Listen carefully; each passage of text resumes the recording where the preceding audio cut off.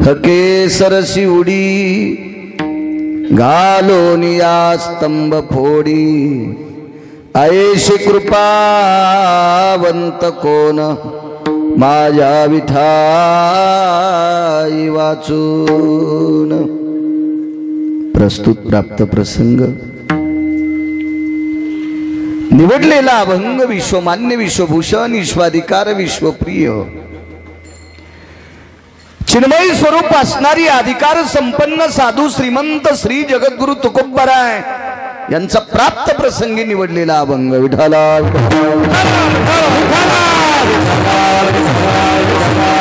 प्राप्त प्रसंगी निवडलेला अभंग माझ्या देहूतल्या मालकांचा आहे। मोकळा करा आवाज, देहूतल्या मालकांचा आवाज आहे।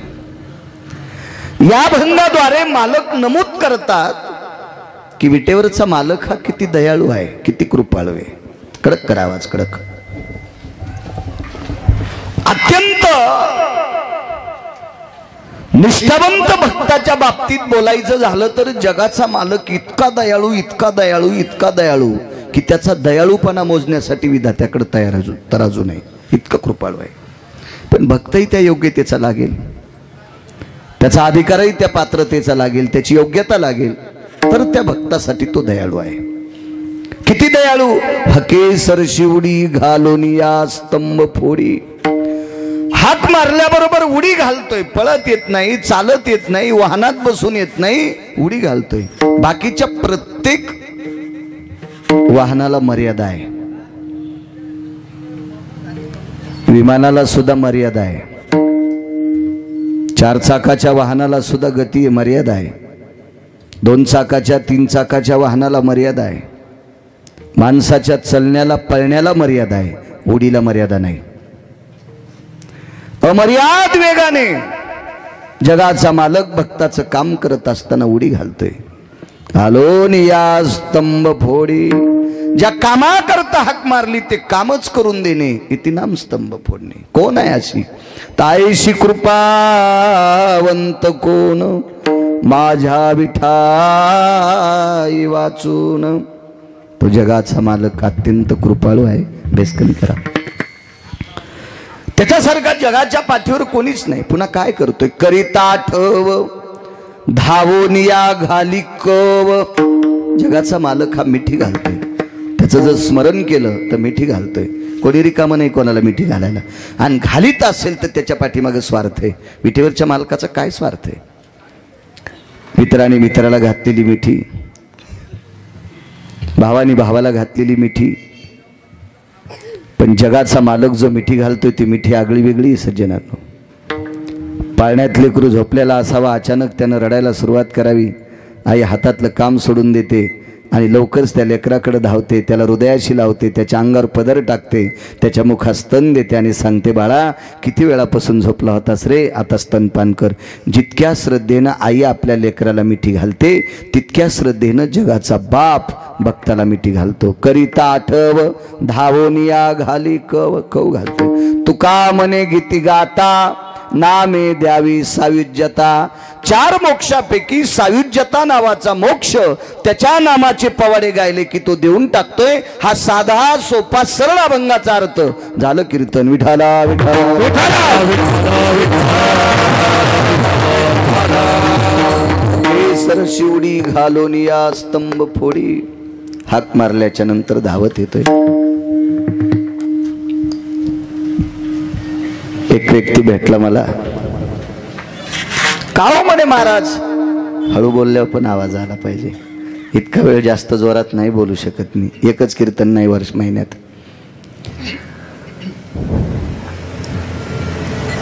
एक भेटला म्हणे, महाराज मी 5-6 महिने झालं माळ घातली, 5-6 वर्ष झालं माळ घातली। बर काय उपकार थोडा केला नाही म्हणे, 5-6 वर्ष झालं एका महाराजांचं ऐकून माळ घातली, पंढरपूरची वारी करतोय, बऱ्यापैकी अडचणी आल्या पण एकाही कामाला देव आला नाही।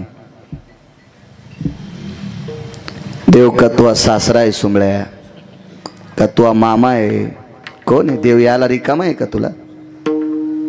5-6 वर्षापूर्वी माळ घातली आणि कामाला आला नाही म्हणून माळ काढून टाकली. नालाय का तू, यासारख्या अशी कुठेही पांदीला पडत ना.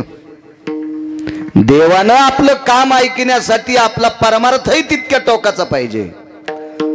आपला विषय संसार बनलाय, कधीतरी लोकांनी आपल्याला बरं म्हणावं याच्याकरता आपण परमार्थात वर्णी लावतो. तो इतका येडा आहे का देव? मुंगी के पाव में घुंगरू बाजे वही अल्लाह सुनता है. मुंगीच्या पायातल्या घुंगराचा आवाज जर त्याला ऐकू जात असेल तर तू कुठं कुठं पाय आपटी, तू किती नालायकपणा करतो हे त्याला कळत नसेल का? देवानं आपलं काम ऐकण्यासाठी विषय देव बनला पाहिजे. विषय तो त्यांचा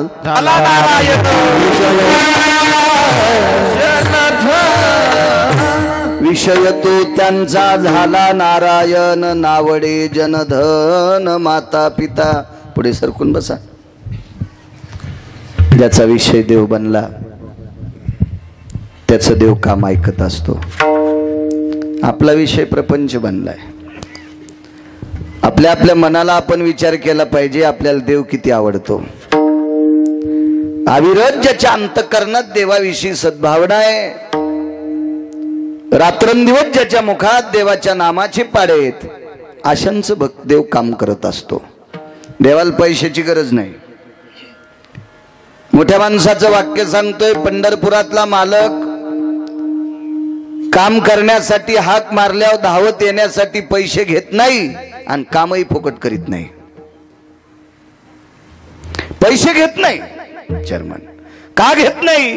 कारण पैसे जिच्या ताब्यात आहे ही त्याची बायको आहे. इजू महाराज, पैसे जिच्या हातात आहेत ही त्याची मालकीण आहे, त्याची पत्नी आहे. आणि बायको जवळ पैसे कोणाला असतात? नवऱ्याला. मग तुमच्या माझ्या बायका आपलेच घेतलेले पैसे साचल्यावर अडचणीत आपल्याला देतात, तर जगाच्या मालकाची पत्नी किती अधिकारी असेल? ती कोणाला देणार आहे पैसे? म्हणून पैशाची त्याला गरज नाही. मग फुकट काम करीत नाही. त्याला कशाची भूक लागलेली आहे? त्याला कोणता दुष्काळ आहे? त्याला एकच दुष्काळ आहे, तो फक्त प्रेमाचा, तो फक्त भावाचा, तो फक्त श्रद्धेचा. लगे एक भावाची कारण तुका मने आन विठोबाची. त्याचे पायी घाला मिठी मोल ने घे जगजेटी. भावा एकासाठी खांदावा हे आपुल्या. श्रद्धेनं त्याच्या पायाला मिठी घातली की ते खांद्यावर घेते. देवा कारणी भाव तस्मात. त्याला फक्त भाव पाहिजे, प्रेम पाहिजे. ते पैसे घेत नाही. कारण तुम्हाला किती पैसे द्यायचे, तुम्हाला पैसे दिल्यावर किती मस्तडायचंय, तुम्हाला पैसे दे, तुम्हाला म्हणजे मी पण आलो त्याच्यात, तुम्हाला पैसे दिल्यावर किती नालायकपणा करायला लावायचा आहे हे पण त्याच्याच हातात आहे. किती उंच न्यायचंय हेच त्याच्याच हातात आहे. आणि कोण्या दिवशी मंदिरात थाटी घेऊन बस स्टँडला बसवायचे हेही त्याच्याच हातात आहे. तुका म्हणे आले कारण पैशाची याच्याकरता त्याला गरज नाही. कोणाला राजा, कोणाला भिकारी, कोण्या भिकाऱ्याला राजा करायचं हे त्याच्या हातात आहे. गेल्या वर्षी आलतो मी इथं. महाराष्ट्रातले 4219 गाव मी पाहिले. खूप श्रीमंत पाहिले, खूप श्रीमंत. आणि 22 वर्षात टोकाला गेलेली श्रीमंत भिकारी झालेली पण पाहिले.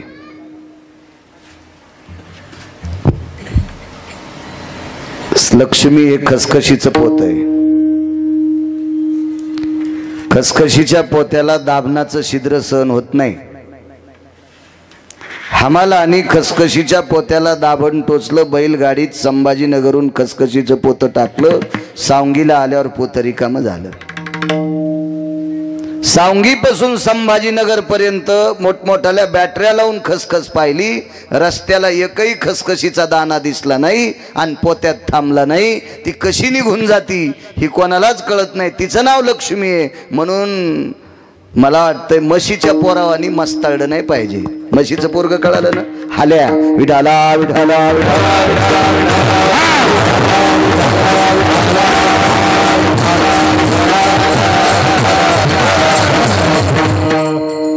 या सगळ्या गोष्टीचा हावभाव सांभाळत असताना धर्माची मर्यादा, विटेवरच्या मालकाचं भजन, काशीतल्या मालकाचं भजन, ज्ञानोबाराय तुकोबारायच्या नामाचा टाहाव जे अंतकरणात ठेवतो त्याच्या हाकेला जगाचा बाप धावतो.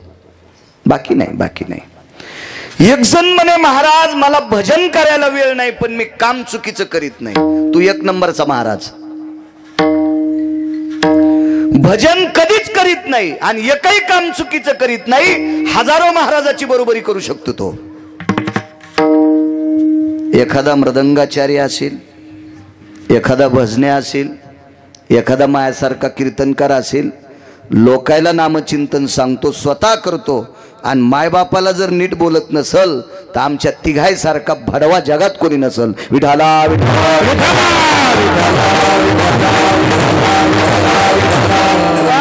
कामं चांगली करणारी माणसं सर्वश्रेष्ठ असतात. सर्वश्रेष्ठ, सर्वश्रेष्ठ. बिना चप्पलचा पंढरपूरला वारीला जात असेल आणि मायबापाला नीट बोलत नसेल तर चंद्रभागेत जेसीबीनं खड्डा खांदून याला मधात जरी पुरलं तरी या हरामखोराला मोक्ष नाही. त्याचं सर्वात मोठा परमार्थ आहे त्यांना त्याच्या आई वडिलाला गोड बोलणं, आई वडिलांना सांभाळणं.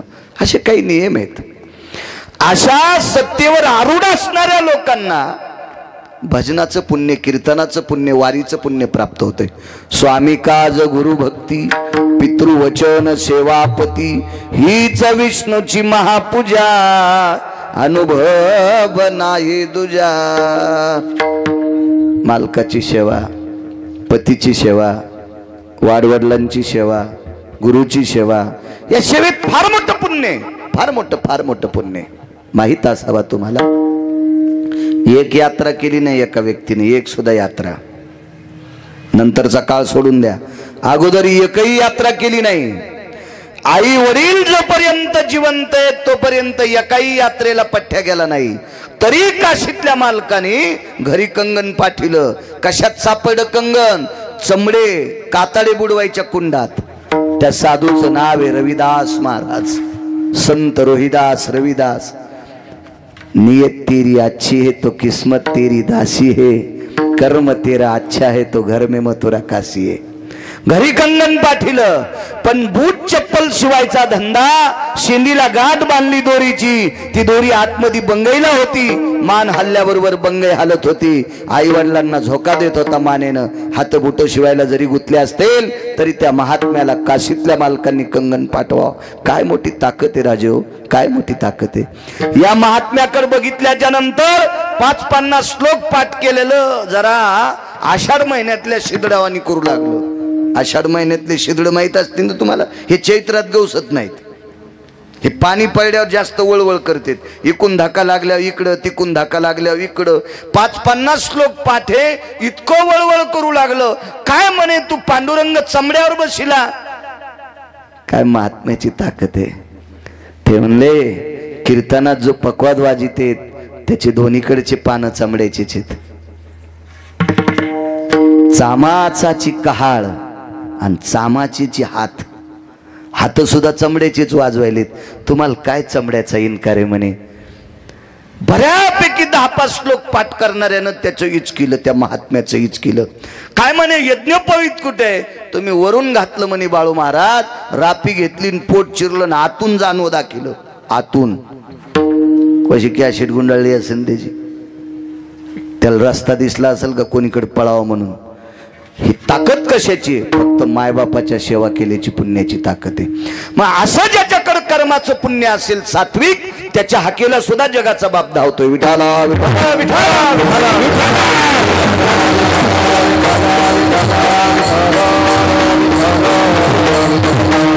पुराणातले काही प्रसंग तुमच्या पुढे मांडतोय. 78 लोक एका पंक्तीला जेवायला बसले होते. वाढवा आवाज, करा करा करा, गोड करा. 78 लोक एका पंक्तीला आहेत. 78. त्याचा रिदम आला पाहिजे वापस. इकडच्या पंक्तीला 36 लोक येत, खरं तर 14च होते, पण एका महात्म्याचं वाक्य ऐकलं याच्याकरता 36 सांगतोय. आणि या पंक्तीला 78 लोक होते, 78. पण 78 लोकांपैकी 2 लोक सोडून दिले तर सगळे हरामखोर होते, सगळी नालायक होती, बुजदिल होती, भंगिरी होती. त्याच्यापैकी एक होता गांधार देशाचा राजा शकुनी, एक होता जयद्रथ. मी त्याला जयद्रथ हे म्हणत असतो, शकुन्या म्हणत असतो. दुःशासन, दुर्योधन,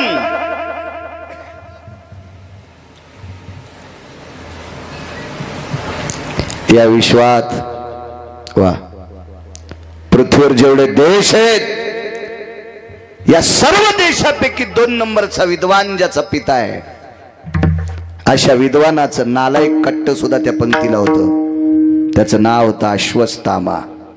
बाप किती विद्वान, काय पुरुषार्थ बापाचा. जगात 2 नंबरचा विद्वान, जगात 1 नंबरचे राजा दशरथ होते. शब्दवेधी नावाच्या विद्येमध्ये सांगतोय, तर शब्दवेधी नावाच्या विद्येमध्ये द्रोणाचार्य जगात 2 नंबरचे. त्यांचं कार्ट चिरंजीव, मरत नाही, ते अमर आहे. पण नालायकाच्या यादीत ते पण आहे. 36 लोकांच्या आणि 78 लोकांच्या या 2 पंक्तीच्या मधात या परमपावन भारत देशातली एक स्त्री तूप वाढण्यासाठी निघालेली आहे. हकेसर शिवडी सांगतोय, तूप वाढत होती. तूप डाव्या हातामध्ये गुडघ्या इतकं बकीट आहे, मोठं बकीट फुल तुपानं भरलेलं, आणि उजव्या हातामध्ये बुटका असेल, तांब्या असेल, वगराळा असेल, तूप वाढण्यासाठी. वाढत होती तूप. तूप वाढता वाढता चोळीला 2 गाठी होत्या, आता आल्या त्या बटनाच्या चोळ्या. आता या जुन्या बसलेल्या वयस्कर लोकांना विचारा, यांच्या लहानपणी चोळ्या कोणत्या होत्या म्हाताऱ्यांना. लागाची चोळी म्हणायची तिला, तर मग त्या चोळीला गाठ असायची फक्त एकच. आणि लागाची चोळी एखाद्या फार मोठ्या शहरात गाजलेल्या टेलरला शिवता येत नव्हती, त्याचा विशिष्ट प्रकारचा टेलर असायचा लागाची चोळी. करडीच्या तोंडासारखा लाग असायचा. लाग जरासा जरी तिरपट झाला तर चोळी हुकत होती. फाडीत कशावर, चोळीला कातर थोडीच होती, बोटावर खण फाडायचा. टिकल्यावाल्यानं हसू नका, जुन्या म्हाताऱ्याला विचारा, तुम्हाला काय माहिती तुमच्या काळात हे सगळं प्लॅस्टिक आलं. विचारा जुन्या म्हातारीला, आपली आजच सासू असेल, आपली वयस्कर सासू असेल, कधी कधी जुनं विचारा, तरी इथून पुढे जगायला सोपं जाईल. ज्यानं नवं डोक्यावर घेतलं का त्याची एके दिवशी मान मोडणार आहे. विठाला विठाला विठाला.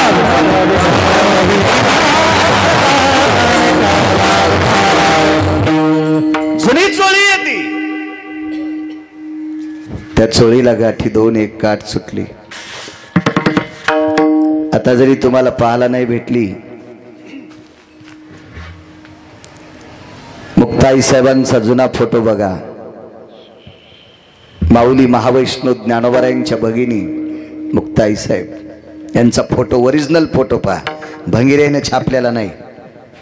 भंगिरे तर काय कुठं चमकी लावतील, कुठं वेगळं चिटकीतील, कुठं नालायकपणा करतील, काय काय त्याला सीमा नसते. 700 वर्षापूर्वी या आगावपणा होता का? आणि काही कुठं चिटकीतील ते बरं दिसण्यासाठी. जुन्या सात्विक तात्विक सदाचारी, कालाची मर्यादा, धर्माची मर्यादा स्तुत असलेल्या माणसांनी केलेली प्रतिमा मुक्ताई साहेबांची बघा. त्यांच्या अंगामध्ये सुंदर अशी कंचोळी आहे, चोळी आहे. अशी चोळी द्रौपदी आई साहेबांना होती. ह्या 78 लोकांना तूप वाढायला सुरुवात केली आणि चोळीची एक गाठ सुटली. गाठ सुटल्याबरोबर बकेट खाली ठेवावंसं वाटलं आणि उजव्या हातातलं वगराळ म्हणा, पळी म्हणा, चमचा तर नव्हताच, वगराळ म्हणा, पळी म्हणा किंवा तांब्या बुटकं म्हणा, बकिटात ठेवून बाजूला जाऊन चोळीची गाठ मारण्याची मानसिकता, भावना, विचार द्रौपदी आई साहेबांच्या मनात आला. दुर्योधनाच्या अलीकडे एक बसलेला व्यक्ती होता, त्याचं नाव सांगणार नाही, घरी गेल्यावर पहा, मोबाईल येत मोठाले तुमच्याकडं. इतका हरामखोर, इतका हरामखोर, त्यानं शकुनी सारख्या नालायकाला खुनील हस्तसंकेत केला. गांधार नरेश, देखो भला क्या है. शकुन्या फार हरामखोर होता, कौरवांचा मामा होता, कौरवाला पत्ते खेळायला शिकविणारा एक नंबरचा दलिंदर मामा. कौरव कृष्ण परमात्म्याने मारले नाही, आरोप करू नका. कौरवाला पांडवांनी मारलं नाही, आरोप करू नका. कौरवाला मारले त्याच्या सख्या मामानं. जरा महाभारत नीट वाचा. ज्यानं चांगला भागवताचा अभ्यास केलाय त्याचा ऐका, नाही तर तुम्ही वाचा. बहिणीची 100ला 100 पोरं जर कोणी मारली असतील तर शकुनीनं मारली. शकुनीनं दुर्योधनाची मांडी दाबली. भाषेबुवा काय बघता, काय बघायला खाले तू. मामाश्री, वहिनी साहेबाच्या चोळीची एक गाठ सुटली, वरी बघू नये म्हणून खाली बघतो. मूर्ख कुठला. नाही ते त्याच्या डोक्यात भरवलं आणि शकुनीनं दुर्योधनाला बोलायला लावलं. बोल, वाढ म्हणे तिला तू. आणि मग दुर्योधन भडकला. वहिनी साहेब तूप वाढा. बऱ्यापैकी चांगली माणसं हरामखोराच्या संगतीत गेल्यावर वाईट होत असतात. आमची इथे एका बैलाला दावे खायचा नाद होता. जन्मन चराट खात होतं, ते कासरा खात होतं. संध्याकाळी 12-12:30 वाजता त्याचा कासरा चावून तुकडा करायचं आणि शेजाऱ्याची मक्का खाऊन यायचं.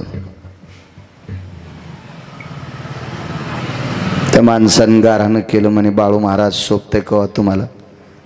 लोकायला कीर्तन सांगता आणि संध्याकाळी बैल मोकार सोडून देता. मान खाली घालायला लागली मला त्याचं ऐकेल. मी कीर्तनापुरतं सांगायलो, त्याच्या भंगिऱ्यात मकाला बैल घालायला मी इतका मूर्ख आहे का? कशाला जाऊ त्याच्या मक्कीत, कशाला बैल जाऊ देईल मी? पण कीर्तनापुरतं सांगायलो. गड्याला सांगितलं, गड्यानं रुमनं काढन त्या बैलाला खूप मारलं. वळ आले त्याच्या पाठीवर, कातड गेलं त्याचं. दुसरा बैल हसू लागला. लय मका खातो का म्हणला दुसऱ्याची, आपल्या इथे कमी वैरण आहे का? कशाला जातो रे? बैल लय शहाणं. बैलानं दुसऱ्या दिवशी चेअरमन त्याचा कासरा खाल्ला आणि मग आपला खाल्ला आणि त्याला मका खाल नेलो. बरेच नालायक बैल चांगल्या बैलाला सोबती नेतात. मी बैल म्हणायलो, बैल. तुम्ही इतका अंगाव घेऊ नका, मी बैल म्हणतोय, बैल. काही बैलायला काहीच वाईट नात नसतो, पण नालायक बैल त्याला सोबती करतात. मला वाटतंय नालायक बैलाच्या चांगल्या बैलानं नादी लागून दुसऱ्याची मका नाही हाणली पाहिजे. मालक रट्टे हानीत असतो. मालक कोणता माहिती का? दक्षिणेचा. विठाला विठाला विठाला विठाला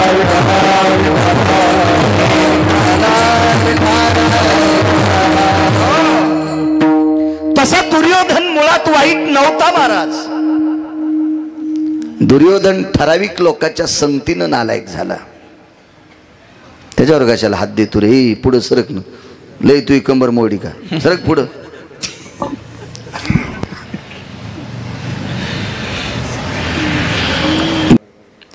एकदा वनवासात असताना पुढचा प्रसंग पुढचा आहे तरी पण सांगतोय. दादा, वनवासात असताना 60,000 शिष्य घेऊन एकदा दुर्वास आले. दादा आता पंढरपुरातला आहे, आता द्वारकेतला दादा आहे. हाकीसर शिवडी सांगतोय, दादा, हे जगदानंद कंद जगतपते, माझी पती हैराण झाले, जीव कसं घालावा. दादा थोडस वारं सुटलं रे. त्या वाऱ्यानं पायावरच्या मिऱ्या बाजूला सरकल्या आणि 2 पायाची नख दुर्वासानी पाहिली. तेवढ्या अवकाशात एका पवित्र सात्विक सदाचारी आपल्या पतीवर अतूट प्रेम करणाऱ्या स्त्रीच्या पायाचे बोट पाहिल्याच्या नंतर अन्नपूर्णेला लाजावं लागलं आणि वाहत्या गंगेच्या पात्रामध्ये वाळवंटात स्वयंपाकाचं आयोजन झालं आणि 60,000 मुनी ऋषीसह शिष्यासह दुर्वास ठेवले. म्हणून महाराजांनी एक शब्द खर्चिला, जिचे होता दरुशन मिळे पोट भरी अन्न. दादा, अरे माझ्यासारखीचे पाय बघितल्याच्या नंतर 60,000 शिष्यासह दुर्वास जेवतात. देवा जीवनभर अंग झाकून घेतलं रे. नेहमी सांगत असतो मी, या देशातल्या श्रीमंतांनी पैसा झाकून ठेवला पाहिजे आणि या देशातल्या पवित्र स्त्रीने कपड्याने अंग झाकलं पाहिजे. या दोन गोष्टी पवित्र सांगितल्या भारत देशात. पैसे उघडे ठेवायचेत नाही. ज्याची बायको ज्याचं नाही त्याचा कापूस खुरपायला जाती ती बिचारी गरीब बाई आणि बाजाराच्या दिवशी नालायकाच्या हातात पैसे देती आणि ह्यो डायरीच्या पुढून ठेवतो. दुसऱ्याच्या मोटरसायकलला हात देऊन गाडीवर बसला, ब्रेकरवर मोटरसायकल आदळली, तिथं 3 नोटा पडल्या. वापस आल्या बायकोने विचारलं, बाजार नाही आणला? पैसे पडले. कुठं ठुलते? ह्या खिशात. ती म्हणली, बायला मला नाही, त्याला म्हणली. मला कशी म्हणीन? ती म्हणली, बायला अरे म्या लय काम केलं तर रे बायला, जरा आतल्या खिशात फाचे असते रे, वरी ठुत नसते रे. फुगीर सोसायटीचा अध्यक्ष. लोकायला काय नोटा दाखवतो सुमळ्या? अरे लोकायची तर त्याला माहित नाही, मोजता येईन इतक्या आहेत त्याच्याकडं. आणि काय तू 3च नोटा दाखवायला 500-500च्या? लय काही कायला नात फुकट कळण शेंडी वळवळ. पळीभर पाणी घेतून समुद्राला आंघोळ घालतो. पैसे झाकलेले असावा, देशाची स्त्री सर्वांग कपडे घातलेले असावा. द्रौपदीचं जीवन गोड होतं. विटेवरच्या मालकाला दुसरा एक वाक्य सांगितलं देवाला, देवा या 78 लोकांपैकी 2 सोडून दिले तर सगळ्यांना शरीर पाहिलं तरी मला दुःख नाही. का? कारण 78 मधले भीष्माचार्य आणि द्रोणाचार्य सोडून दिले तर सगळे नालायक होते. नालायक म्हणजे मूर्ख, मूर्ख म्हणजे पागल, येडा. आणि येड्यानं शरीर झाकलेलं पाहिलं का आणि उघडं पाहिलं का? काय नवलाची गोष्ट आहे. 36 लोकांपैकी सगळे उठून गेले, 5च राहिले होते. 5 पती होते युजीबुवा. आणि नवऱ्यानं शरीर उघडं पाहिलं का आणि झाकलं पाहिलं का? काय लाज आहे? म्हणून देवा इकडे 5 पती आहेत, यांच्याबद्दल दखल नाही. 78 लोकांपैकी फक्त 2च लोकांना माझं शरीर दिसू नये. एक भीष्माचार्य आणि एक द्रोणाचार्य. पहा देवा पहा, बघा प्रयत्न करता आला असेल तर. वरची गाठ चोळीची सुटलेली, दुसरी गाठ सुटणार. तेवढ्या अवकाशात दुर्योधन जोरात बोंबलला, वहिनी. धर्माने भोया उचलल्या आणि द्रौपदीला खुणवलं, तूप वाढ. द्रौपदीच्या लक्षात आलं आपल्या आबरूची पर्वा पतीला दिसत नाही. इकडे बसलेली सगळी नालायकाचा कळस आहे, हरामखोरपणाचा कळस आहे सगळा. काय करावं?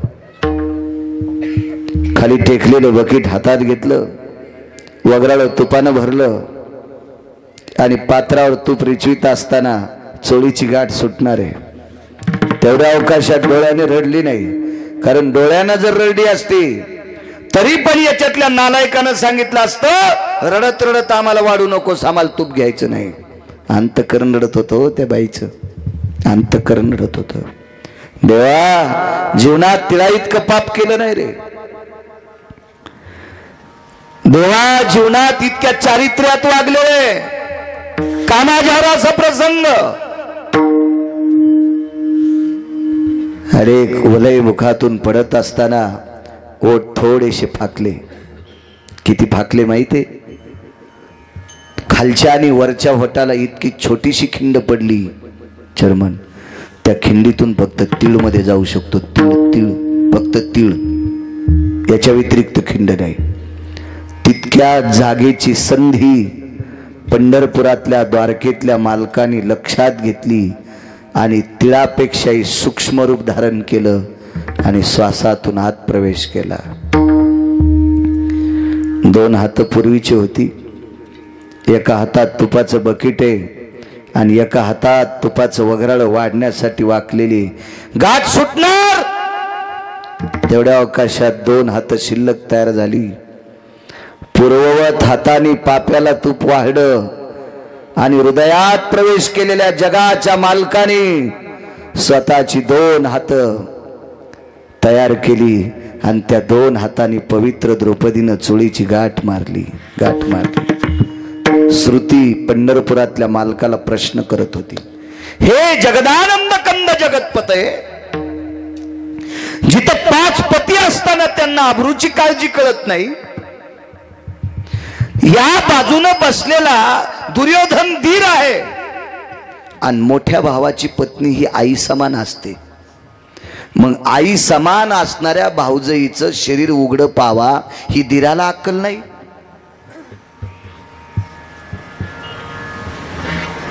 महाराज, भाच्याची पत्नी ही लेकी समान असते. भाची सून ही पोराच्या बायको जशी सून असती तशी भाच्याची पत्नी सुद्धा लेकी समान असते. पोटच्या लेकी इतकी. अक्कल गहाण झालती का गांधार नरेशाची? कुठे गेली असेल अक्कल? जयद्रथ हा पांडवांचा चुलत मेहुणा आहे, सख्खा चुलत मेहुणा, दुर्योधनाचा सख्खा मेहुणा. आणि मेहुण्याच्या पत्नीचं शरीर उघडं पाहावं, जयद्रथाची अक्कल कुठं मातीत गेली असेल का?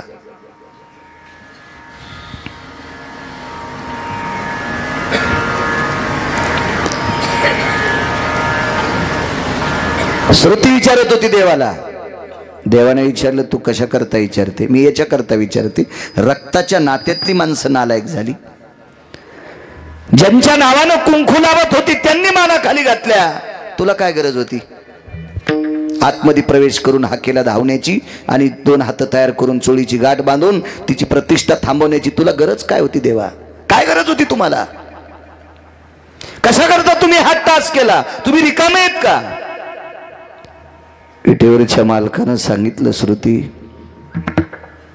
तुला काय सांगू, द्रौपदीचं काय प्रेम आहे. विराट राजाच्या घरी शेण काढत असताना अविरत माझं चिंतन, विराट राजाच्या घरी दळताना सुद्धा माझं चिंतन. एक पुरावा सापडला.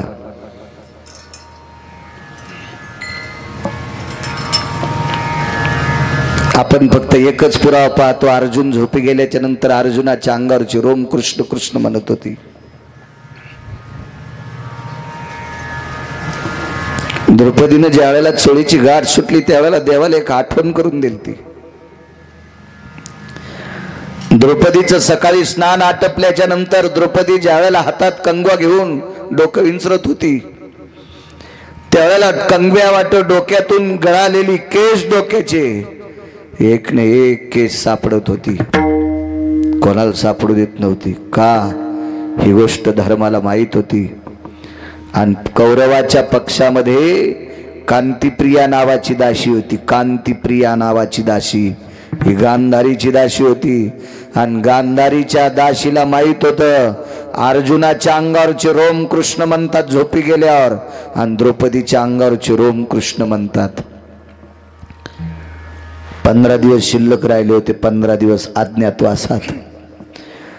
कांतिप्रियेला एके दिवशी विचारलं गांधारीनं, कांते, ब्रह्मज्ञानाचं स्वरूप होती कांती. हे कांते जी, या 15 दिवसात जर नाही पांडव सापडले तर पांडवाच्या पाठीमागे पंढरपुरातला मालक आहे, द्वारकेतला मालक आहे, माझे पोरं वाचत नाहीत. अज्ञातवासात पांडव सापडणं अत्यंत गरजेचे आहेत. कसे सापडते लो? पांडव अज्ञातवासात. पांडवांचं एक विशिष्ट प्रकारचं नाव आहे. पांडवांना नष्टचर्या म्हणून नाव होतं. नष्टचर्या. किती नष्ट सांगू तुम्हाला. इथं बसलेल्या प्रत्येक पुरुषाच्या छातीवर खोटे का होत नाही पण स्तन आहेत महाराज. अर्जुनाला नव्हते. अर्जुनाला खोटे पण स्तन नव्हते. एक नंबरचा नर. साडी नेसावं लागली हो, साडी नेसावं लागली. ब्रह्नडा व्हावं लागलं. ब्रह्नडा ब्रह्नडा. ज्याच्या रथाचे चाक घासू नये याच्याकरता पृथ्वी एका इतीनं रथ आधार झेलीत होती. इतका तत्ववादी धर्म कंक झाला हो. हिशोबनी झाला. चार्टेड अकाउंटंट झाला. काय ताकद असेल कल्पना करा. 48,324 दाशा जिच्या इथं भांडे घासीत होत्या ती शेण काढत होती. कांतीप्रिया नावाच्या दाशीनं सांगितलं, मालकीनबाई एक पर्याय आहे.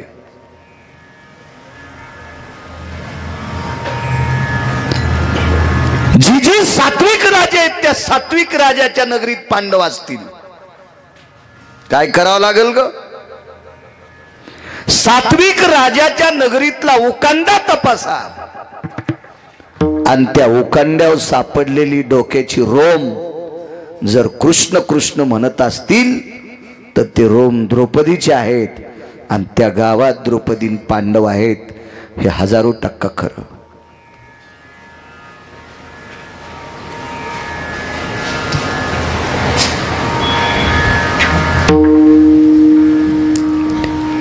कलियुगामध्ये जनाबाईने हात लावलेल्या गौऱ्या विठ्ठल विठ्ठल म्हणत होत्या. वैकुंठवासी माधव महाराज मगरांचा पुरावा आहे.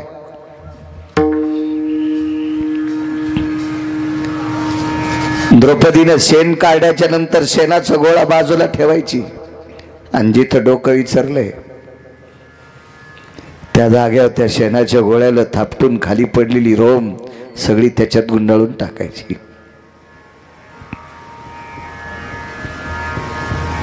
तुळशीच्या बाजूला एक शेकोटी असायची. त्या शेकोटीत त्या शेणाची गोळी वाळलेली टाकून द्यायची.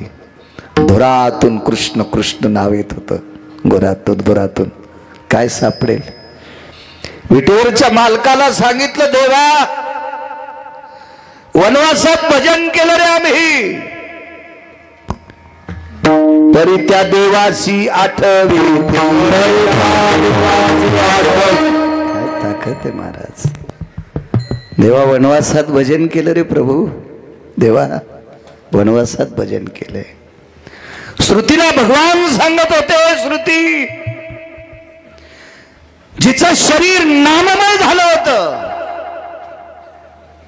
जिच्या शरीरातला एक न एक कण कृष्णरूप झालेला होता. कृष्णरूप झालेला होता. श्रुती जिच्या शरीराला सोडून खाली पडलेली डोक्याची रोम पुराणाची भाषा आहे. डोक्याची गळालेली रोम ही सुद्धा कृष्ण कृष्ण म्हणत होती ग श्रुती. इतक्या पावन आणि पवित्र द्रौपदीचं शरीर नालायक जर कौरवाच्या लोकांनी पाहिलं तर याची लाज माझी गेली असती. मंत्र्याचं पोरग जर गोदड पांघरून रस्त्यान फिरत असेल तर लाज कोणाची जाती? समर्थाचे बाळ पांघरे वाकळ. जर त्यानं गोदड पांघरून फिरत असेल कोणाची लाज जात असती? त्याच्या बापाची. मी जगाचा बाप हे श्रुती. माझ्या सत्तेशिवाय झाडाचं पान हलत नाही. ही सत्ता माझ्या ताब्यात आहे. सख्या बहिणीपेक्षा माझ्यावर अतूट प्रेम करणारी द्रौपदी. सामान्य प्रेम असेल का द्रौपदीचं? कपडावर कुंकू असल्यावर पदराकून नाटी फाडीत नसते. आणि पदराकून नाटी फाडायची दशी एक प्रसंग असतो. तो माझ्या महाराष्ट्रातल्या भारतातल्या स्त्रीला येऊ नये. मालक गेल्याच्या नंतर 13व्या दिवशी भाऊ नाटी आणीत असतो. नियमानं त्याची दशी फाडावं लागती. तसं नेसता येत नाही. ज्या वेळेला भगवंताचं बोट कापल्याचं निमित्त केलं द्रौपदी सुभद्रेनं एकही बांधली नाही. द्रौपदीनं पाहिल्याबरोबर हातात बोट दाबलं. मधातून चिंधी आणते. लक्षात घेतलं, बोट सोडण्याच्या नंतर महालात जाऊन महालातून वापस येईपर्यंत हाताचं रक्त किती जाईल, त्याच्यापेक्षा डाव्या हाताने तसाच बोट दाबलं, उजव्या हाताने पदर बगलात दाबला आणि कोपरा फाडणार उद्धवासारख्याने आवाज दिला, ताई. काय उद्धव दादा? ताई,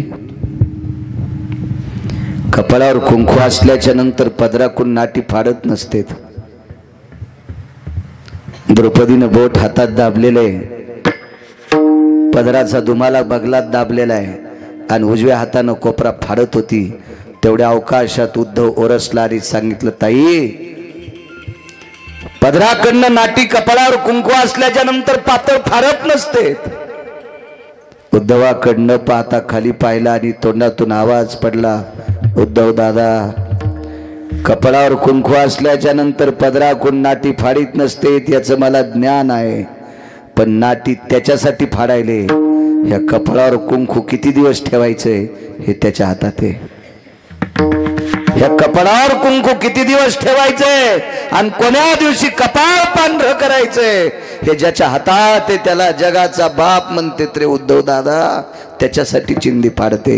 हे 2-3 प्रसंग ज्या वेळेला श्रुतीला सांगितले त्यावेळेला श्रुती धार मोकलून लढत होती आणि मग भगवंतानं सांगितलं, श्रुती, याच्याकरता मी अशा निष्ठावंत भक्तांच्या हाकेला धावतो. म्हणून मालक पहिल्या कडव्यात म्हणतात,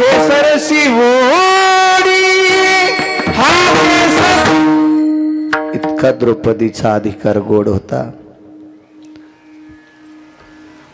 द्वापार युगामध्ये 78 हाका आल्या. 78. अजून काही 5-7 हाका येतात. मी तिथपर्यंत पोचलो नाही वाचायला. मी 78 हक्क पाहिल्या. पण ती हाका मारणारी सुद्धा तितक्या विटेवरच्या मालकावर तितक्या श्रद्धेनं प्रेम करणारी लायक संपन्न लोक होती. त्याच्याकरता त्यांच्या हाकेला धावलाय. भक्तांनी देवाला हाक मारत असताना त्याचा फक्त भाव पाहतो, त्याची श्रीमंती पाहत नाही, त्याचा बंगला पाहत नाही, त्याचं पद पाहत नाही, त्याची जात पाहत नाही, उन्हाळा हिवाळा पावसाळा ऋतू पाहत नाही, सकाळ संध्याकाळ पाहत नाही, जंगलात हे का कुठेही पाहत नाही. स्थानाचं महात्म्य नाही, कालाचा भेद नाही, जातीचा संबंध नाही, श्रीमंतीचा संबंध नाही, स्त्री पुरुष पशु पक्षी आहे याचाही संबंध नाही. फक्त त्याचा भाव पाहिजे, त्याचं तितकं वजनदार काम, अंतरी फक्त प्रेम पाहिजे, भाव पाहिजे, भाव पाहिजे. असू द्या, आजच्या दिवस दाखवा. अर्धा तास राहिला, कशाला ताण घ्यायचा. एकदा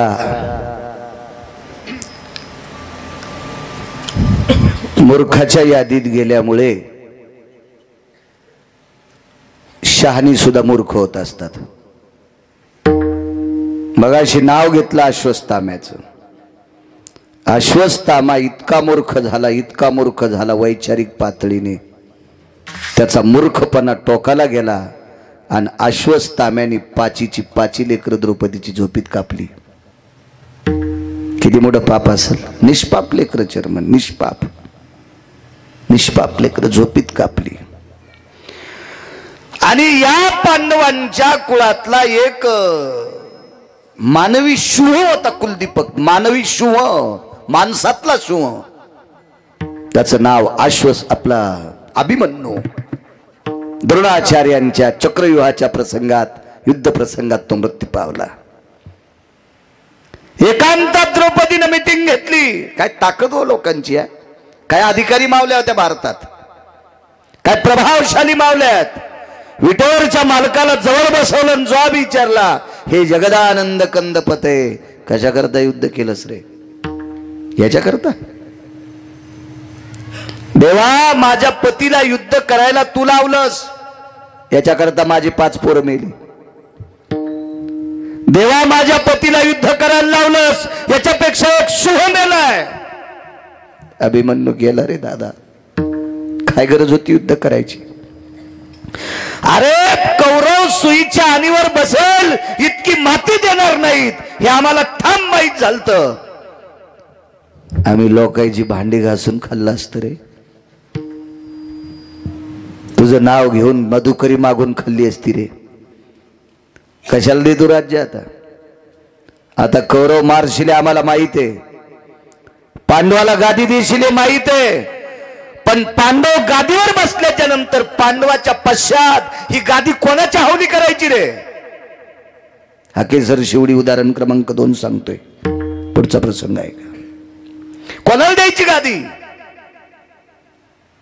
व्हिडिओवरच्या मालकानं सांगितलं, ताई युद्ध तुम्हा दोघांसाठी केलंय. कोण दोघ? एक तू, दुसरे भीम. देवा माझा आणि युद्धाचा काय संबंध? ऐक ताई, ज्या दिवशी दुर्योधनाने दुःशासनाला पाठवून तुझे केस धरून ओढीत आणलं होतं आणि त्यानं मांडीवर बसवलं, त्या दिवशी तू पण केलतास. या मांडीचं रक्त ज्या दिवशी डोक्याला लावीन त्या दिवशी ये निघालीन. ताई युद्ध जर केलं नसतं तर दुर्योधनाची मांडी फुटत नव्हती, आणि दुर्योधनाची मांडी फुटली नसती तर तू जोपर्यंत जिवंत आहेस तोपर्यंत तुझे केस मोकळे राहिले असते. आणि बाईचे केस फक्त ठराविक वेळेला मोकळे असावा. बाईनं कधीही मोकळे केस ठेवायचे नाही. कोण्या? या संस्कृतीतल्या. बाकीच्या इचकायची आपली काय लायकी आहे? आपली पात्रता नाही, आपली योग्यता नाही, आपलं ते ज्ञान नाही, आणि हा संप्रदाय सांगत नाही. बाकीच्याहून काय गरज आहे? पण या भारतीय संस्कृतीतल्या, सनातन संस्कृतीतल्या, वारकरी संप्रदायातल्या अनुयायी स्त्रीनं ठराविक वेळेला केस मोकळे असावा. नवरात्रीत आपण जगदंबा उत्सव साजरा करतो, तर नवरात्रीमध्ये काही लोक त्या जगदंबेला, त्या प्रतिमेला मोकळे केस सोडते. चुकीची प्रणाली आहे. जगदंबा केस मोकळे कधी सोडित होती माहितीये का? हराम खोरायला हाणताना, युद्ध करत असताना जगदंबेचे केस मोकळे असावा. एरवी जगदंबेचे केस कधीच मोकळे नसावे. वज्रेश्वरी, कामेश्वरी, प्राणेश्वरी, विमला, कमला, दुर्गा, पुराणातली नाव आहेत. कधी नाही मोकळे ठेवले केस, फक्त युद्ध करताना. या भारतीय संस्कृतीतल्या 4 दिवस मोकळ्या असावा. रजस्वाला असताना कुंखाच्या करंड्याला हात लावायचा नाही. आरसा एखाद्या अडचणीत असतो तिथं शिवायचं नाही, म्हणून मोकळ्या असावा. अजून 4 प्रसंगातला एक प्रसंग सांगतो. आपल्याकडे संस्कृतीमध्ये भावकीतला माणूस जर गेला तर 10व्या दिवशी सुतक फेडायला एका विशिष्ट प्रकारच्या नदीवर किंवा गंगेवर जात असतात, आणि तिथं सुतक फेडत त्या दिवशी घरापर्यंत येईस तर केस मोकळे असले तरी चालते. एरवी केस मोकळे ठेवायचे नाही. अजून 2 ठिकाणी मोकळे ठेवतेत, पण त्याला पुराणात आधार नाही. अंगात आल्यावर पण त्याला पुराणाचा आधार नाही, शास्त्राचा आधार नाही, वेदाचा आधार नाही, ऋषीमुनींचा आधार नाही. तिथे केस मोकळे सोडतात. का सोडत असताल देव जाणे बाबा, पण स्त्रीने केस मोकळे सोडू नये. ताई तू तर पण केलता, ज्या दिवशी रक्त मांडोक्याला लाईन, आंघोळ करीन नाहीन, त्या दिवशी केस बांधीन. याच्याकरता युद्ध करावं लागलं. आणि भीमाने एक पण केलता, ज्या मांडीवर माझी धर्मपत्नी बसली ती मांडी एके दिवशी फोडणार आणि त्या मांडीचं रक्त घाटा घाटा प्याणार. असं म्हणलं असेल का भीम? भागवतकारांनी वाचून सांगितलं पाहिजे. कॅशेट उघडल्यावानी नाही केलं पाहिजे, कारण पांडव माळकरी होते, आणि माळकरी माणसं हरामखोराचं रक्त कसं पेतील? भीमाचा पण होता, यती जन्नू जंघा ललाट प्रपटले शुमतिलकोती जायते. ज्या मांडीवर एक पवित्र स्त्री नालायकानं पापात्मक वासनेनं बसवली, ही मांडी एके दिवशी फोडणार आणि त्या मांडीतून निघालेल्या रक्ताचा तिलक लावणार, समुद्र स्नान करणार, आणि तिथून पुढे गंध लावायला सुरुवात. भीमा, अविरत जर तुम्ही पांढऱ्या कपाळाचे राहिले असता याची लाज मला होती. माझी बहीण केस मोकळे सोडलेली असती याची लाज मला होती. याच्याकरता युद्ध केलंय. दादा, या 2 गोष्टीची लाज सांभाळण्यासाठी युद्ध केलं, आणि आता खुर्ची बसायला कोण आहे? गेला ना आमचा दिवाळी झुून. तुम्हाला एक सांगू का? वाऱ्यामध्ये बुड झाडाचं मोरड्याला कितीतरी उत्तम. पण वाऱ्यामध्ये झाडाच्या सगळ्यात जर फांद्या उडून गेल्या आणि चर्मन बुड जर शिल्लक राहिलं तर बुडाला दुःख असते. बुड या शब्दाचा अर्थ बाप आणि फांद्या या शब्दाचा अर्थ लेकरं. लेकरं गेल्यावर बापाला आनंद असतो का? बुडाला किडा लागला सगळे जातील, पण फांद्याला किडा लागल्यावर फांद्या गेल्यावर बुड निस्तर राहिल्यावर काय कामाचं? देवा काय करायची रे आम्हाला गादी? ताई काळजी करू नकोस. 4.5 महिन्याचा गर्भ तुझ्या एका सुनबाईच्या पोटात आहे. तिचं नाव आहे उत्तरा. तिचा झालेला मुलगा या गादीवर बसेल. गुप्तचर बाजूलाच होता. लगेच दुर्योधनाच्या कानात फोन. राजकुमार अश्वत्थाम्याने 5 मारली. अश्वत्थामा किती नालायक मी म्हणत नाही, देहूतले मालक म्हणतात. तुका मने अंगी राखिली दुर्गंधी. विचारामध्ये इतकी युकृती वाढली आणि वैचारिक पातळी नदीला गेली अश्वत्थाम्याची. म्हणून तुकोबराय म्हणतात तुका मने अंगी राखिली दुर्गंधी. अश्वत्थामावधी पांडव पुत्र. देऊतले मालक सांगतात. आणि या अश्वत्थाम्याच्या कानावर दुर्योधनानं सांगितलं, मित्रा भीष्माचार्यांच्या युद्ध हस्त कौशल्यात मृत्यू पावला. तो 5 मारलेस, 1 जिवंत आहे. आणि ह्या नालायक अश्वत्थाम्याने उत्तरेच्या अंगावर ब्रह्मास्त्र टाकलं. उत्तरेच्या अंगावर धक धक धक धक धक धक करीत हाकेसर शिवडी सांगते. ब्रह्मास्त्र हजारो सूर्याचा गोळ अंगावर यावा असा तो गोळ येत होता. उत्तरा किती हुशार होती माहिती आहे? उत्तरा ही अर्जुनाची सून आहे. महाभारतातल्या 4 मानवी शुभाची एकापैकी एका सिंहाची पत्नी आहे. अभिमन्यूची पत्नी आहे.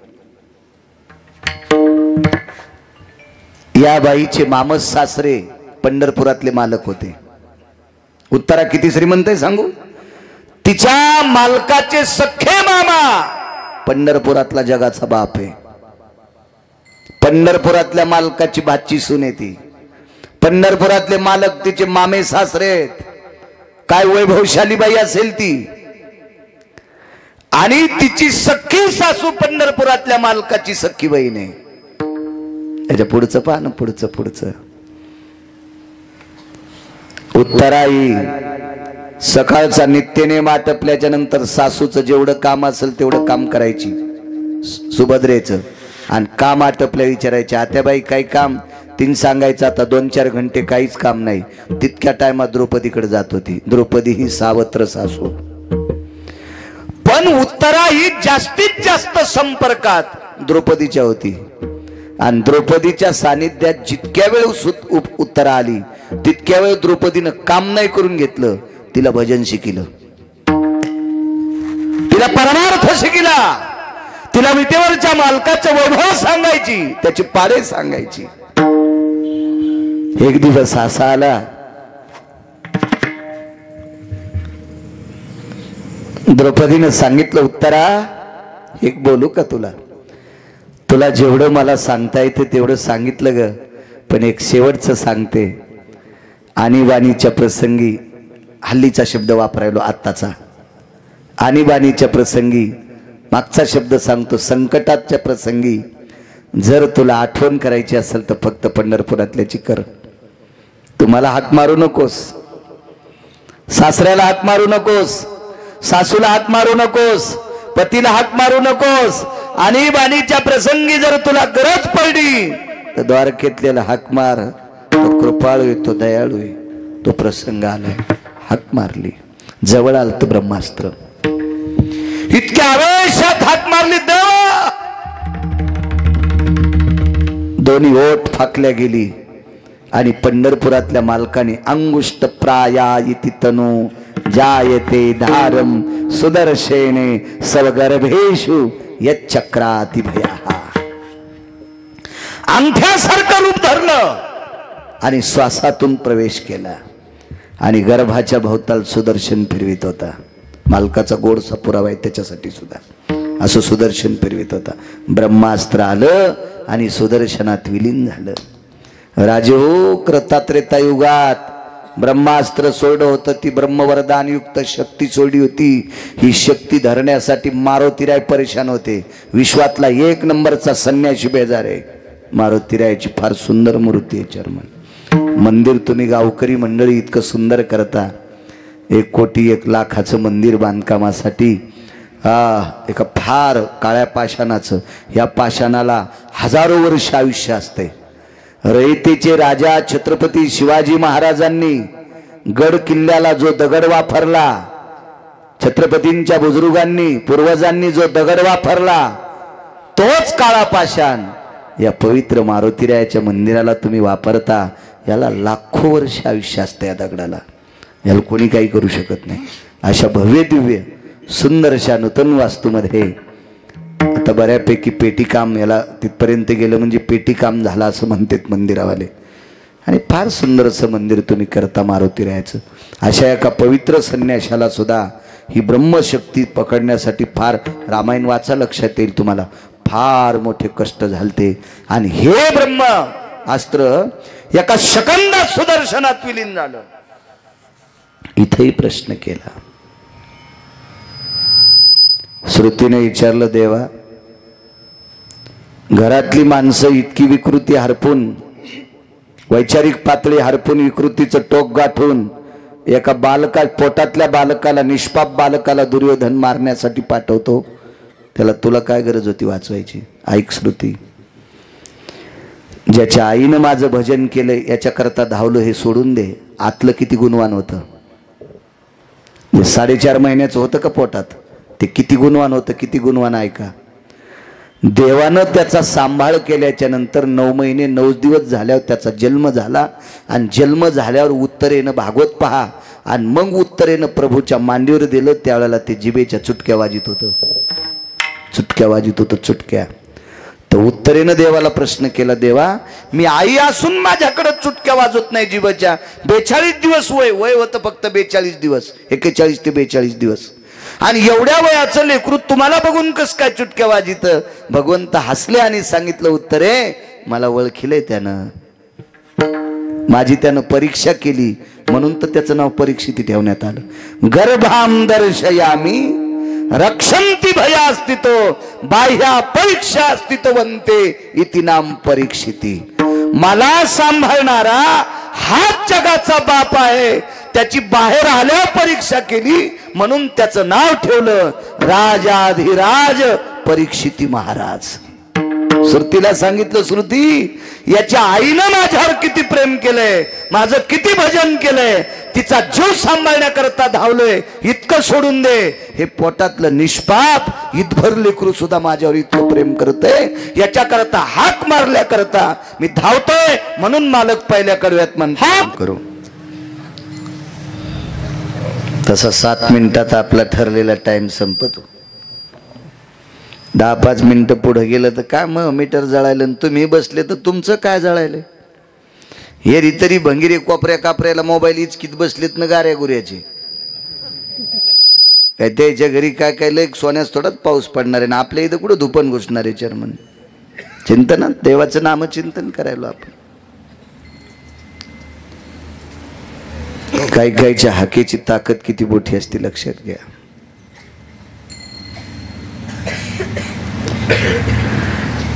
गांधारी ही चिखलाच्या हत्तीवर बसून आल्या. गांधारीला साधं म्हणायचं नाही बरं. गांधारी फार अधिकारी स्त्रियांच्या यादीत आहे. गांधारी सामान्य का गांधारी? गांधारीनं चेअरमन शाप द्याल्यावर पंढरपुरातले सगळे पंढरपुरातल्या मालकाचे पोरं मेले. एकच वाचलं फक्त, एकच, त्याचं नाव होतं वज्र. बाकी छट मेले. 56 कोटी यादव मेले. देवाचे पोरं मरते जिच्या शब्दात. तिचा शब्द साधा असेल का?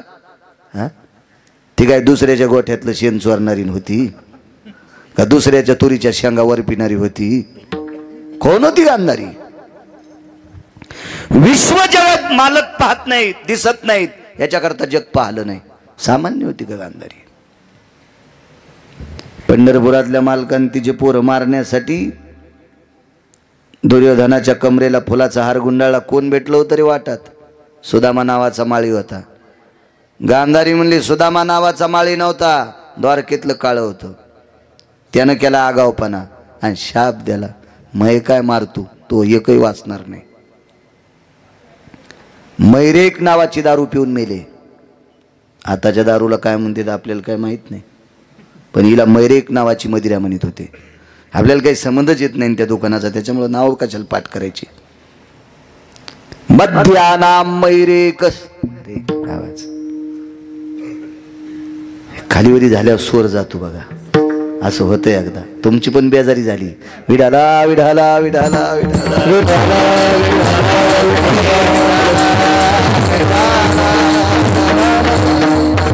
तुमच्यासारख्याची बेजारी तर आम्हाला तर काहीच अक्कल नाही स्वराची. नाही नाही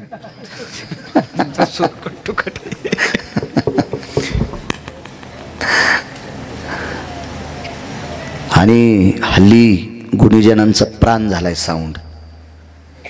शाहीच्या पानाला आवाज दिला की असं गोडवा, असं मस्त छानसं वाटतं. चांगले वस्तू वगैरे सगळ्या ओरिजिनल आहेत त्यांच्याकडे सुद्धा, चांगले छान.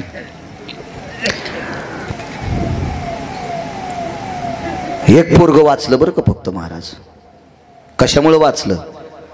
त्याला एका वारकऱ्याचा प्रसाद खायला भेटला इजुबा. त्या वारकऱ्याचं नाव होतं सुदामदेव. चिमूटभर पोहे खायला भेटली. काय यमाची मायवेली, वारकऱ्याचा प्रसाद खाल्ल्यावर त्याला मारतोय. त्याचं नाव होतं वज्र. वज्र वज्र वारकरी तसाच लागत ना. चालू कीर्तनात व्हॉट्सअप खेळ तू, हराम खोरा, तुला कोण्या नरकात टाकाव देवाला कळणार नाही. तू ह्या महाराजाला फसव, आमच्यासारख्या गायल्या गुंग्याला. तू पंढरपुरातल्याला फशीत वैरी सुबळ्या. हा, त्यानं रावणाला दुपारा 2:18 आपटू हाणलंय, तुला तर घरात घुसू आणीन. वारकरी वारकरी होता. त्या वारकऱ्यावर देव किती प्रसन्न. चेअरमन देवाला सासरवाडीतून आलेल्या धनानं त्या वारकऱ्याचं गाव सोन्याचं केलं, आणि उरलेल्या सोन्यात त्या वारकऱ्याचा मसनवाटा पण सोन्याचा बांधला. हे वापस आणू नका म्हणले सोनं, मसनवाटा सोन्याचा करा. आणि त्या वारकऱ्याचा प्रसाद खाल्ल्यावर एक पोरग वाचलं, वज्र नावाचं. सगळे मेले. कोणाच शापानं? गांधारीच्या. हाकेसर शिवडी सांगतोय. या गांधारीच्या 100 कार्ट्याने चिखलाचा हत्ती तयार केला, त्याच्यावर बसून बाई वाण द्यायला गेली.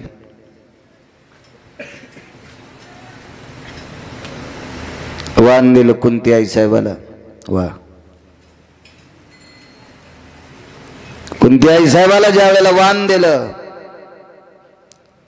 कुंतीला आनंद वाटत होता वाण देताना, पण मालकाचं शरीर कमरेपासून खाली गार पडलंय. पितामह भीष्माचार्याला आमंत्रित केलं आणि यमाच्या जाचातून पंडूराजाला वाचवलं. त्याच्यावर बऱ्याच काळ पंडूराजाला आयुष्य प्राप्त झालं. पण संक्रांत पुढची आली. पोरा अधिकारी होते हो, फार पोरा अधिकारी, 5च पण अधिकारी. 10-12 दिवसानं 5-7 दिवसानं संक्रांत आली. आणि संक्रांत जवळ आल्याच्या नंतर धर्माने विचारलं, आई उद्वेग काय? काही नाही बाळा, मला लक्ष नाही रे. मी 1-2 महिन्यापूर्वी सांगायला पाहिजे होतं, हत्ती करून आता वाळायला पाहिजे होता. हत्तीवर बसून वहिनी साहेबाला, मोठ्या ताई साहेबाला, वहिनी साहेब चुकून बोललो, मोठ्या ताई साहेबाला वाण द्यायचे. तुम्हाला खरा एक मुद्दा माहिती आहे का? खरं तर पंडूराजा मोठे आहेत. धृतराष्ट्र वयानं लहान आहे. आंधळा राजा नसतोय. पण का झालाय? यांना का नाही? विदुर दाशीपुत्र होते, याच्याकरता नाही. हा भाग सोडून द्या, जरा चांगलं वाचा. महाभारत वाटणं अत्यंत गरजेचं आहे बरं. कारण या इंटरनेट जगामध्ये पावला पावलाला रावणाची संख्या आहे. म्हणून महाभारत पाठ असावा. त्रेतायुगात एकच रावण होता, म्हणून रामायण पाठ असणं गरजेचं आहे. आता रावणांची संख्या शिल्लक झाली, याच्याकरता महाभारत पाठ असणं गरजेचं आहे, तरच जगता येईल. हो, पावला पावलाला संख्या. हो, इतकं सोपं समजू नका महाभारताला. गीता तत्व आहे, महाभारत आहे. महाभारतातलं भीष्म पर्व हे गीता आहे. अत्यंत गरज आहे, अत्यंत काळाची गरज. तुम्ही संसारात, राजकारणात, व्यापारात, आध्यात्मिक क्षेत्रात प्रत्येक मुद्द्यात महाभारत ठसलेलं आहे. व्यापार कसा करायचा याच्याकरता 127 श्लोक महाभारतातले पहा, कळल तुम्हाला. राजकारण कसं करायचं भगवान कृष्णाकडून शिका. 1 नंबरचा राजकारणातला डॉन कृष्ण. कनक असेल, विदुर असेल, शिका, तिथून शिका. गरज आहे काळाची. सोबत राहणारी, संग राहणारी माणसं इतकी नालायक आहेत, त्याला न कळू देता, त्यांचा नालायकपणा न छेदता आपला जय प्राप्त करून घेणं, हेही महाभारतात शिका. सख्या भावाचा अपमान न करता त्यानं केलेली सोयरीक मोरडी अशी झाली नाही पाहिजे. भावाचा अपमान नाही झाला पाहिजे आणि चुकीच्या घरी बहीण दिली नाही पाहिजे, असा निर्णय कृष्णाकडनं शिका. शिका ते राजकारण अत्यंत गरज आहे. ते खरं राजकारण असते, ते तिथून शिकावं. म्हणून महाभारत अत्यंत गरजेचं आहे. महाभारतामध्ये 44 शत्रूपासून कसं मुक्त व्हावा हे शिका. त्रेता युगात 3च शत्रू मूर्ख होते. त्याच्यापैकी एक तुटलेल्या नाकाची होती. शूर्पणखा. 3च. इकडे 44 होते. 44 कौरवाच्या पाठीमाग 44 शत्रू. हे दाखवले पंढरपुरातल्या मालकानं. हे अर्जुना पाहे पार्था, हे पार्था बघ बघ बघ, हे 44 शत्रू आहेत. हे सर्प आहेत, हे भुजंग आहेत. हार्डवेअर शब्द होता आपल्याकडे. हार्डवेअर त्याचं कट्टर वैर आहे रे. त्याचं हार्डवेअर आहे. हे कुठून तयार झालं माहितीये? महाभारतापासून. जरासंध नावाचा नालायक राजा हा मथुरेच्या राजाचा सासरा होता. त्या राजाचं नाव होतं कंस. या जरासंधाच्या 2 वाहटुळी म्हणजे पोट्ट्या नालायक होत्या. त्या हरामखोर होत्या. नवऱ्याच्या कानात सांगून सासू सासऱ्याला अंधार कोठडीत टाकलं होतं. इतक्या नालायक होत्या. तुम्हाला एकच माहित असेल, देवाचे आई वडील बंदीशाळेत टाकले. कंसानं स्वतःचे मायबाप सुद्धा अंधार कोठडीत टाकले होते नालायक बायकायचं ऐकून. इथं बसलेले बायकायचं ऐकून मायबापाला त्रास देऊ नका, झोपीत छत अंगावर पडन, घरात सगळं माती करावं लागन. हो, तुम्ही बी असं सांगा जाऊ नका, टिकलेवाले होत. हो, नवऱ्याचे मायबाप मातीत घालायचं काम करी जाऊ नका. हो, कंस वाजला, एका बुक्कीत आणला पंढरपुरातल्या मालकानं. तर आपल्या नवऱ्याची काय ताकद आहे, कणगुळीत उडन. आज चुकीचं सांग जाऊ नका. हा जरासंध मृत्यू पावला. 34 पैकी 1 शत्रू. याला हस्तगत केलं शकुन्यानं. याचं एक हाड काढलं मेल्याव. ते हाडाचे तुकडे केले 4. त्या 4 तुकड्याच्या घासून गोट्या केल्या 4. या लुडोच्या गोट्या म्हणायचं. लुडोच्या. या जीनच्या पॅन्टीवाल्याला सोकटी खेळ कळायचा नाही. लुडो हा सोकटी नावाचा खेळ. 4 गोट्या केल्या 4. हार्डवेअर कसं उभं झालं?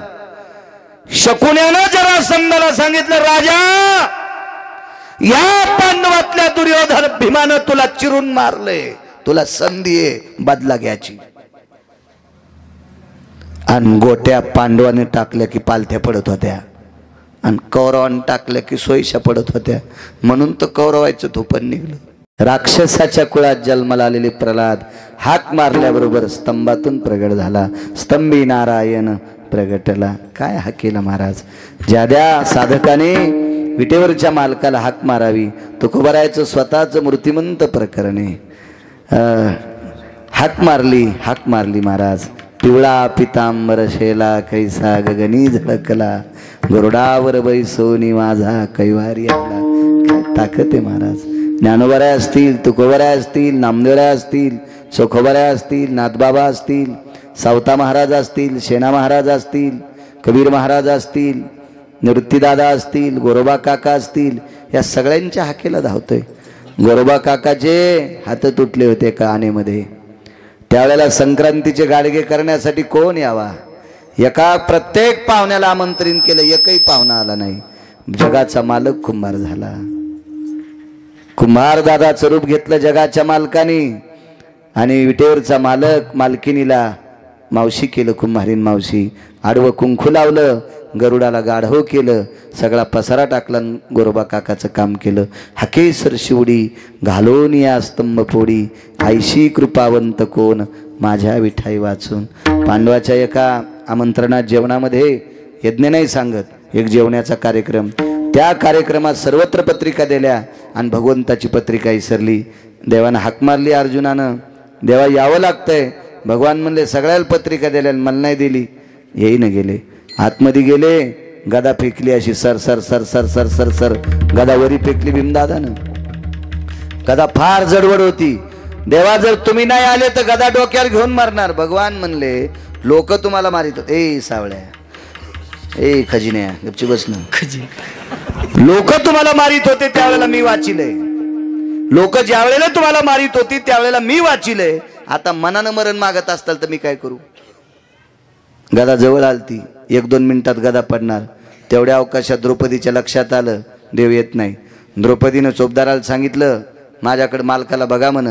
आवाज दिला इकडे बघा. द्रौपदीकडे बघितलं आणि द्रौपदीनं फक्त कपाळावर बोट ठेवलं. काय म्हणावं पुढच्या मालकानं, देवा 1.5 मिनिटात गदा डोक्यावर पडती.